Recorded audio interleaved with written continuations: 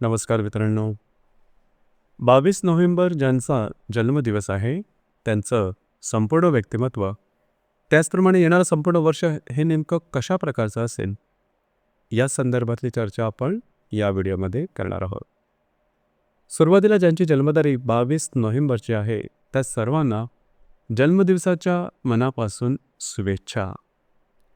येणारं संपूर्ण वर्ष हे तुमच्या सर्व इच्छा आकांक्षा पूर्तीचं ठरो, हीच आमची सदिच्छा. यांच्या व्यक्तिमत्वाबद्दल सांगायचं झालं तर अगदी निराळं, चार चौघांपेक्षा वेगळं अशा प्रकारचं यांचं व्यक्तिमत्व असतं. राहणीमान, विचार, जीवनाकडे बघण्याचा दृष्टिकोन, बौद्धिक स्तर या सर्वच बाबतीत ह्या ज्या व्यक्ती असतात त्या सामान्यांपासून वेगळ्या असतात. अर्थात सामान्यापासून वेगळं राहावं किंवा दिसावं हा त्यांचा अट्टाहास नसतो, परंतु मुळातच अंतरंग तशाच प्रकारचे असतात. आधुनिक राहणीमान यांना आवडतं, परंतु हे आधुनिक राहणीमान अति आधुनिक असू शकतं. याचप्रमाणे बौद्धिक विलास हा जबरदस्त असतो. आकलन शक्ती, ग्रहणशक्ती, बुद्धीचा आवाका हा जबरदस्त असतो.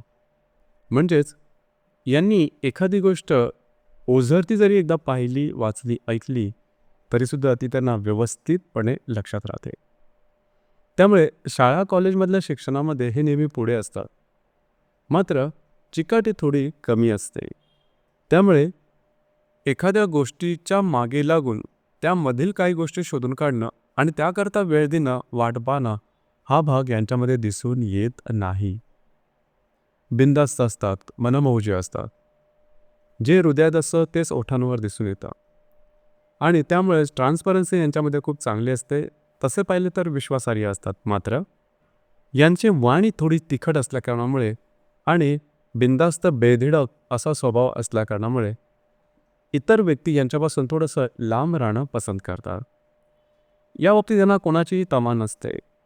मुळातच या व्यक्ती ना कुठल्या परिस्थितीला घाबरत, ना कुठल्या व्यवस्थेला, ना कुठल्या व्यक्तीला. आपल्या स्वतःमध्येच मशगूल असतात. त्यामुळे एक प्रकारे जीवनाचा संपूर्ण आनंद लुटणारे असतात. कोणाबरोबर राहावं, कोणासाठी राहावं, कोणासाठी जगावं हा भाग यांच्या एकंदरीत व्यक्तिमत्वात तसा दिसून येत नाही. याचप्रमाणे ह्या व्यक्ती जगावेगळ्या कामं करण्याकडे यांचा कल जास्त असतो. तसं पाहिलं तर एखाद्या शास्त्रज्ञाच्या बुद्धी यांच्यामध्ये असते. थोडीशी जर का चिकाटी यांनी दाखवली तर जीवनामध्ये खूप मोठी झेप घेऊ शकतात. याचप्रमाणे यांचं राहणीमान मगाशी सांगितल्याप्रमाणे थोडंसं भडक असतं. अति आधुनिकता यांच्या राहणीमानामध्ये दिसून येते. कार्यक्षेत्राच्या संदर्भामध्ये सुद्धा नेहमीप्रमाणे नोकरी करावी, एखादा धंदा करावा हा भाग यांच्यामध्ये नसतो. यांना जे वाटेल ते करतात आणि एकदा जर का ते एखाद्या कुठल्या क्षेत्रामध्ये रमले तर त्यामध्ये काहीतरी नवीन उकल करायची, नवीन शोधून काढायचं असा त्यांचा अट्टाहास असतो आणि तशाच प्रकारे त्यांच्या जीवनात घटनासुद्धा घडतात. यांनी जर का जीवनामध्ये थोडासा पेशन्स जर का दाखवला, संयम जर का दाखवला तर जीवनामध्ये फार मोठी झेप या व्यक्ती सहजपणे येऊ शकतात. परंतु बेदरकार वृत्ती आणि असंयमीपणा यामुळे जीवनामध्ये खूप त्रासांना सामोरं जावं लागतं. आर्थिक बाबतीतसुद्धा अशाच गोष्टी साधारणतः दिसून येतात. पैसे वाचवणे, व्यवस्थित गुंतवणूक करणे हा भाग यांच्यामध्ये जवळजवळ नसतो. त्यामुळे आर्थिक संदर्भातले काही त्रास यांच्या समोर येऊ शकतात. हाच भाग त्यांच्या नातेसंबंधामध्ये सुद्धा दिसून येतो. रिलेशनशिपमध्ये फार लवकर येतात, कारण आधुनिक त्यांचा विचार असतो. रिलेशनशिपमध्ये लवकर आले तरी रिलेशनशिप टिकवणं मात्र थोडंसं कठीण जातं. ही गोष्ट थोडी महत्त्वाची आहे. नातेसंबंधाकरता आवश्यक असणारे भावभावना किंवा वाणी यांचा अभावच थोडा यांच्याकडे असतो. मात्र मनमौजी असतात. लागणं, कापणं, खरचटणं अशा प्रकारचे त्रास यांना वरचेवर होत असतात. त्यामुळे थोडंसं ॲक्सिडेंट प्रोन वगैरे म्हणतात तशा प्रकारचं यांचं जीवन असू शकतं. पित्याचं सुख कमी मिळणं, पित्यापासून लांब राहावं लागणं, पित्याच्या जीवनात आर्थिक संकट येणं हा भाग यांच्या जीवनात जास्त असतो. त्यामुळेच घराचं सुख मिळणं जवळजवळ कठीण असतं. परंतु या व्यक्ती सेल्फ डिपेंडंट असतात.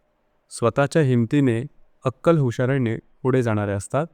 दुसऱ्याची मदत घेणं यांना आवडत नाही. यांना व्यसनं लागण्याची शक्यताही जास्त असते. म्हणजेच मुळातच बिनधास्त बेदरकार स्वभाव असल्याकारणामुळे ज्या गोष्टी इतरांना जमत नाही त्या स्वतः करून दाखवण्याच्या नादामध्ये भावनेच्या आहारी जाऊन कधीकधी अशा प्रकारे व्यसनांच्या जाळ्यात अडकण्याची शक्यता जास्त असते. याकरता बालपणापासूनच यांच्या मित्रपरिवाराकडे लक्ष देणं थोडं गरजेचं ठरतं.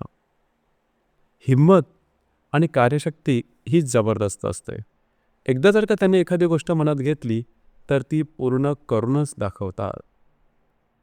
येणारं संपूर्ण वर्ष म्हणजे जवळजवळ एप्रिल 2025 पर्यंतचा जो कालावधी आहे, या कालावधीमध्ये विवाह जमणं, काही चांगले उत्तम लाभ होणं, महत्त्वपूर्ण कामं मार्गी लागणं, अशा प्रकारचे काही अनुभव निश्चित येतील.